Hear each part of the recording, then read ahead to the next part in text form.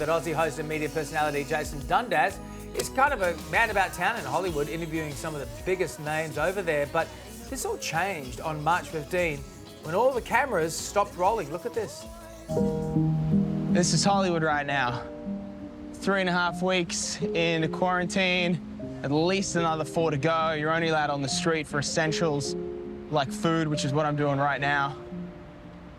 This was supposed to be episode 1 of my new series called Stopover for Build, where I catch up with some of the biggest movie stars, musicians, and influential people right here in LA and hang out with them. But everything changed. On March 15th, this whole city stopped.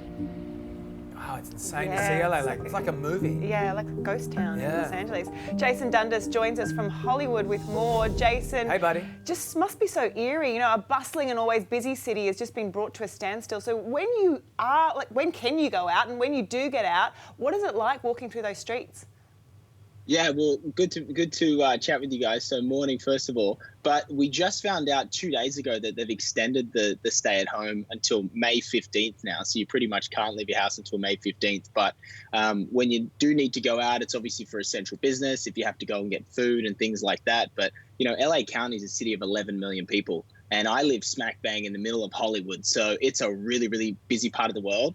And so stepping outside and even looking for my apartment, it's so eerie and weird. And the thing about LA is you have, it's called a city within cities. So you have pockets like Venice Beach and Beverly Hills and downtown LA, but in Hollywood particularly, there's a lot of homeless people. Yeah.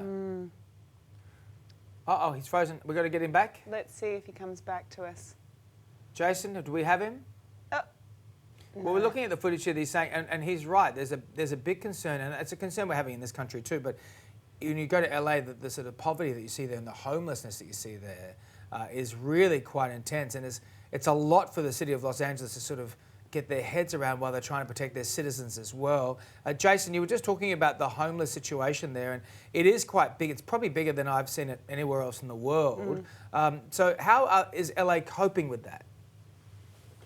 Look, I don't know specifically from a government standpoint, but I can tell you firsthand, I live in a building that is basically on my block across the road. There are people that live in tents, and now those tents have increased by tenfold. And I know they're getting portaloos put in there because they just don't have the manpower to manage or kick them off the street. So it's getting worse and worse. But I know, like I said earlier, there are lots of pockets of LA that are really beautiful, and, you know, people go into the park and exercise when they can. So I don't want to say anything negative about the city because there are amazing places. But in my particular area of Hollywood, as you can see from those pictures, it is eerily weird, and I've never seen anything like it.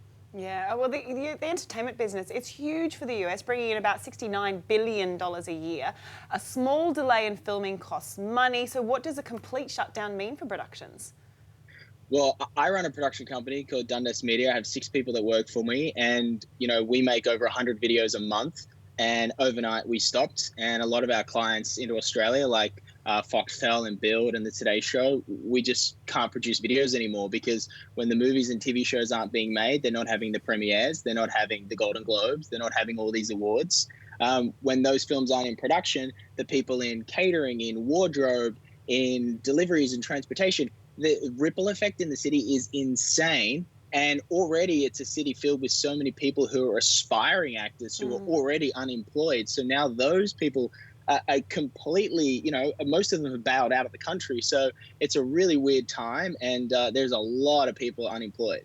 Yeah, and I guess that's what, you know, we're looking at now. I think friends of mine were sort of talking, it's like, oh, well, when this goes back, we'll all just go back to normal. It's like, well, I don't know if we can go back to normal because of so many people unemployed. And when entertainment comes around, you think of these movies like Mulan, James Bond, Top Gun has all been pushed with their release dates now. People are getting comfortable watching things from home. Is this going to change the way we receive our entertainment? I mean, are cinemas going to be a thing that's going to reopen and will be big again? What's the feeling there? Well, amongst my friends and all the industry over here, I think big movies bypassing cinemas and going straight into homes, I think is going to make a huge ripple effect. I don't know if people are actually going to want to go to the cinema. I don't know if I'm going to feel safe to go to the cinema. Right. Or, you know, let alone go to a Soul Cycle class or something, or sit in a tight room like that. So I think you're going to see a massive shift in the way we receive our content and our and our videos and entertainment. But I think on the flip side of that, it's going to have a huge impact on things like video on demand and all the online direct services that you can get on your phone. So I think as much as has a negative effect, it also may have a positive and reinvent a lot of the way we consume our media. Yeah, well, looking for those silver linings, one of the positive outcomes of the lockdown is the smog that covers LA is actually lifting. And we're showing pictures circulating online right now. How are you visibly seeing the difference? I mean, look, it's true. I hiked up to Runyon Canyon because you're allowed to go out and exercise, and you can see the coast down to Santa Monica for the first time, I think, in a couple of years. But now they've closed all the canyons and you can't actually hike. You're not allowed to go to the beach. So the pictures is kind of all I see because you're not allowed to go outside pretty much anymore to those areas. But I'm sure it's great for the environment, which is, as you mentioned, a silver lining. Well, Jace, you stay safe, mate. We love you here in Australia, and I hope your business bounces back from this as well because you're a talented bloke. Good to see you, man. Thanks, guys. You too, Dave.